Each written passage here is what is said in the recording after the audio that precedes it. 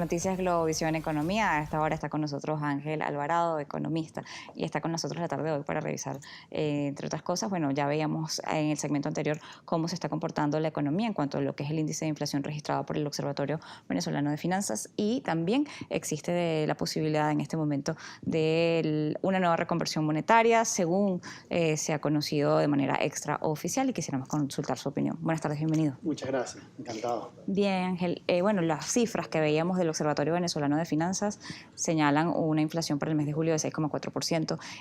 Vemos el índice también en cuanto a lo que tiene que ver por los distintos rubros y el efecto que esto está teniendo en la economía. Veíamos anteriormente a Jesús Farías, presidente de la Comisión de Finanzas, decir que estaba mejorando las condiciones de la economía. ¿Efectivamente está mejorando algo? Sí, bueno, muchas gracias por la invitación en primer lugar. Desde el Observatorio Venezolano de Finanzas publicamos hoy, casualmente, el índice de variación de precios de junio, que es el más bajo desde que hacemos la medición, que es el 6,4%. Lo más bajo que habíamos registrado era alrededor de 16%. Bueno, 6% es muy alto anualmente, ¿no? Todavía esto es una cifra mensual. Esto no quiere decir que el tema se ha resuelto en Venezuela. De hecho, nosotros pensamos que la inflación funciona como una enfermedad que está allí, que a veces se manifiesta, a veces no se manifiesta, ¿no?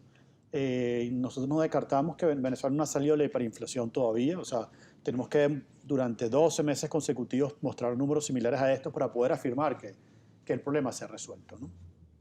No obstante, el tipo de cambio se mantuvo estable, alrededor de 3.100.000, 3.200.000 bolívares por dólar, y eso ayudó a que se estabilizara la moneda un poco más respecto a otros meses, ¿no? Ahora bien, la pregunta es si la economía está mejorando. Es un tema mucho más amplio. Eso depende.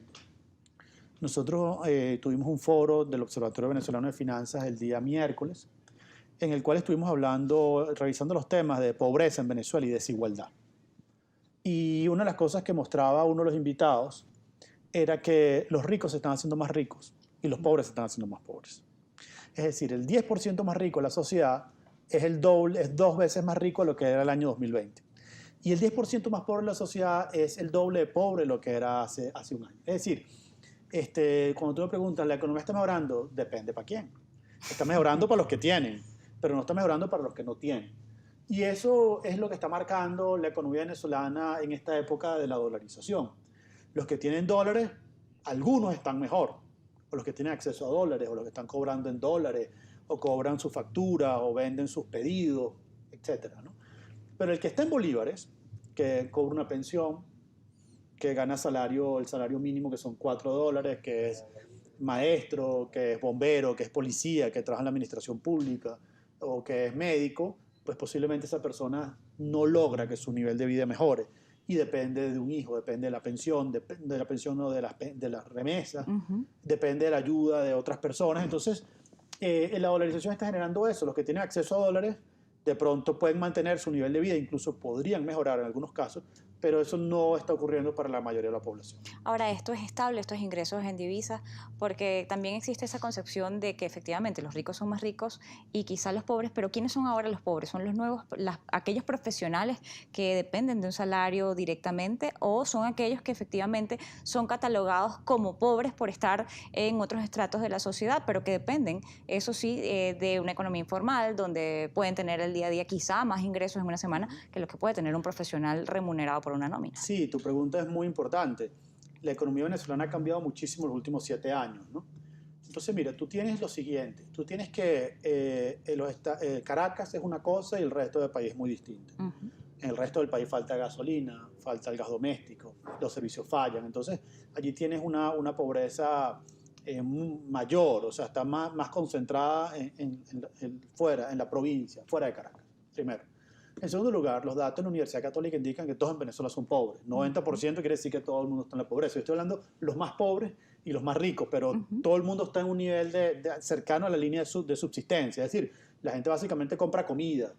Es raro que en Venezuela uno esté comprando otras cosas, porque en este momento, bueno, simplemente no puede darse esos lujos, ¿no? Y en segundo lugar, también se está dando que la pobreza ya no es petare, ¿no? O que la parroquia más rica del país, según las estadísticas oficiales, es el cafetal, ¿no? Pero en el cafetal tú tienes personas de la tercera edad que trabajaron toda su vida y fueron profesionales, como tú dices, y se quedaron pues cobrando una pensión y de eso viven.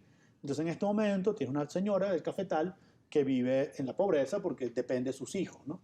Y tienes de pronto un motorizado en Petare que está haciendo reparte delivery, los llamados delivery, y de pronto está ganando unos $300 mensuales. Entonces la pobreza ahora es distinta, ya la pobreza ahora es por línea de ingreso, no por necesidad básica insatisfecha. Es decir, ya el hecho de que tú vives en una zona de clase media no quiere decir que seas clase media. Efectivamente. Y el hecho de que vives en una zona popular no quiere decir que estés por debajo de la línea de pobreza. Eso está cambiando rápidamente en Venezuela, pero en general tienes que solo un pequeño grupo la economía está mejorando y para la gran mayoría de los venezolanos la situación no solo no es mejor, sino que es peor.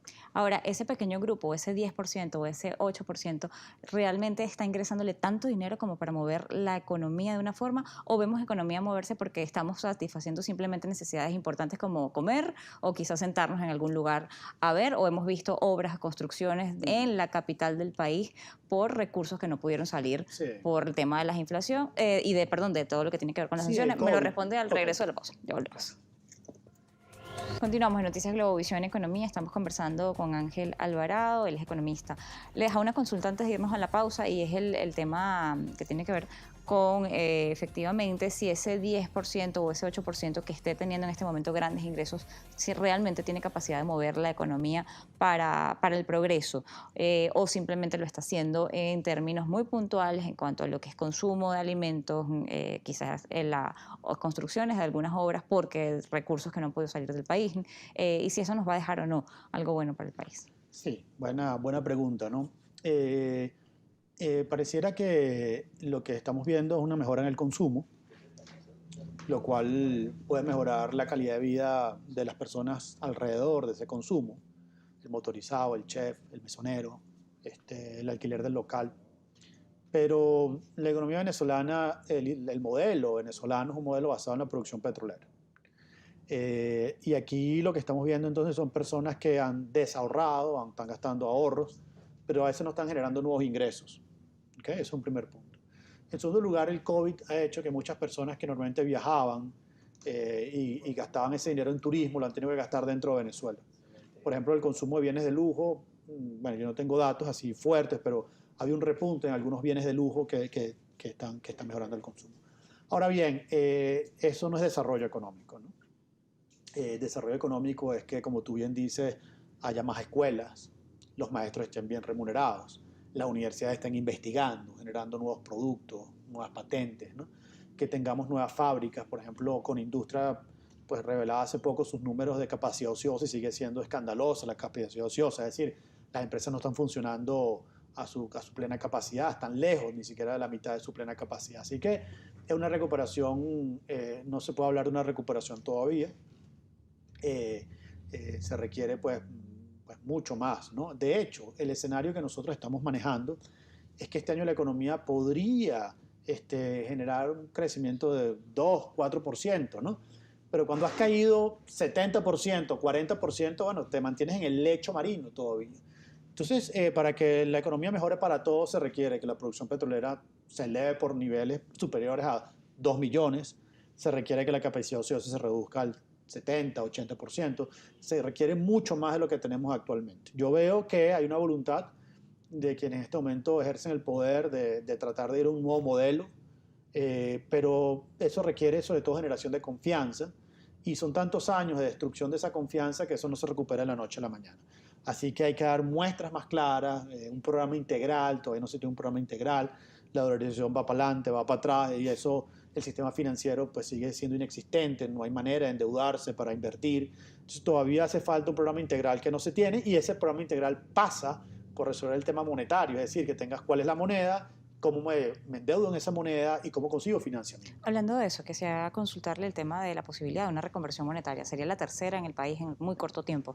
Y si esto podría solventar alguna cosa o por el contrario va a ser un gasto más para la nación que no tiene ningún sentido. Bueno, cuando hicieron la 2018 yo decía que tú no puedes hacer una reconversión en medio de una hiperinflación, porque al cabo de unos meses esa moneda ya le vas a tener que agregar cero. De hecho, esos billetes de 2018 duraron como 6 meses. O sea, a los 6 meses ya no servían ni para pagar la camionetica del transporte público. Fíjate tú, una conversión en 2007, 2018 y ya 3 años después, 3 años después ya estamos haciendo una nueva reconversión. Tenemos que estabilizar la moneda y luego hacer la reconversión monetaria, no antes, no al revés. Porque si no es lanzar dinero a la basura, al cesto a la basura, porque el pueblo venezolano no está para eso en primer lugar, y en segundo lugar, pues, no tiene ningún sentido hacer en ese orden inverso. Tenemos que estabilizar la moneda requiere ordenar las cuentas fiscales, requiere que la economía empiece a estabilizar, no solo a estabilizarse, sino a recuperarse por completo, y eso todavía es algo que no se puede afirmar con contundencia. Estabilizarla, ¿podría estar en capacidades de hacerlo este gobierno? Mira, una buena pregunta, ¿no? Yo creo que el gran miedo que tenemos los economistas de cualquier tendencia es la estabilización en esta pobreza en la cual se encuentra el país. Tú te puedes estabilizar en la pobreza, creo que nadie quiere estabilizarse en ese estado.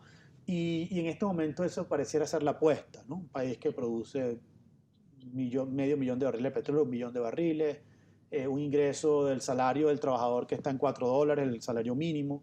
Yo no quiero que el pueblo venezolano se estabilice en ese lugar. Entonces tú requieres que la economía empiece a crecer con mucha fuerza y eso requiere, digamos, no hablar del cambio político, por lo menos requiere una institucionalidad reconocida internacionalmente, requiere unos estándares mínimos democráticos, de de derechos humanos, de respeto a la libre prensa, en fin, una serie de cosas que, todavía falta avanzar mucho en esa dirección para poder recuperar esos niveles que el pueblo venezolano es lo que está aspirando y es lo que aspiran todos los venezolanos. Y un plan claro de qué van a hacer en materia económica para combatir las distorsiones que se generaron de allí mismo, de malas políticas. Así es, completamente cierto. Le agradezco habernos acompañado la tarde de hoy en Noticias Globovisión Economía. Ángel Alvarado, economista, estaba con nosotros la tarde de hoy. Nosotros así llegamos al final. Recuerde que usted nos puede ubicar en nuestras redes sociales como @Globovisión en todas nuestras cuentas. También nos va a ubicar en nuestras cuentas personales como GB-.